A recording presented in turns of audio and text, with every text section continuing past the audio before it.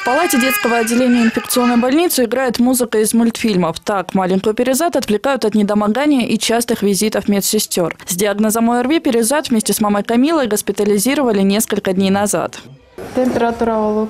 Мы поступили 5 дней назад. Сначала врачи сказали, что ничего серьезного и можно лечить дома. Один день мы пробыли дома. Температура стабильно держалась 39-40. Ничем не могли сбить. Дочь постоянно жаловалась, что болит горло. От еды отказывалась. Поехали в 3-ю детскую больницу, так как думали, что кишечная инфекция. Оттуда нас отправили сюда. Свободных мест в больнице не было, и нас сначала положили в коридоре. Там я простыла. Врачи сказали, что это ОРВИ. Перевели нас в палату. Сейчас капают капельницы, уколы 2 раза в день, таблетки. Перизат уже понемногу ест, чувствует себя бодрее, даже играет. В больнице действительно ни одной пустой койки. Отделения переполнены до отказа. Одинаково больные дети и обеспокоенные родители. Медики только и успевают сбивать температуру и вводить противовирусные инъекции. Но стационарное лечение в большинстве случаев форма вынужденная. Чаще всего дома своих братьев и сестер ждут младшие, с еще не окрепшим иммунитетом дети. Если ребенка лечить дома и ограничить в контактах, то вирус может отступить. Но, конечно, нужно строго соблюдать все предписания докторов. Постельный режим, питание, больше жидкости и соответствующие медикаменты. Все по рецепту лечащего врача. В больницах сейчас ситуация стабильная. Даже если сравнивать с прошлым годом, то динамики увеличения распространения вируса нет. Сегодня в отделении почти 300 человек, и только 75 из них с ОРВИ.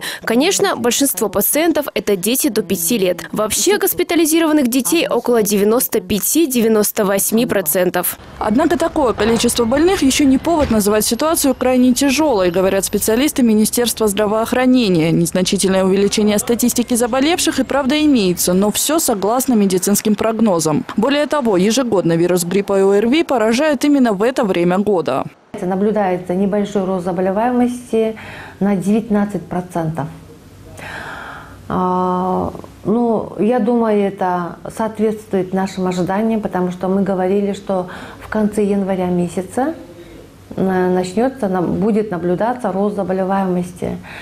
Потому что мы наблюдаем, что ежегодно в январь-февраль месяце до марта месяца мы видим, что регистрируется подъем заболеваемости, и пик приходится на февраль и конец января. Советы медиков о том, как противостоять повальному вирусу, давно известны всем и не меняются из года в год. Тепло одеваться, не выходить на улицу без головного убора, не переохлаждаться и, конечно же, особенно тщательно соблюдать правила гигиены. Если же первые симптомы вируса уже дали о себе знать, ни в коем случае не пренебрегать помощью медиков, особенно если дело касается маленьких детей. Сабина Дамаскина, Урмат Акынбек-Улу, Самат Далатахунов, НТС.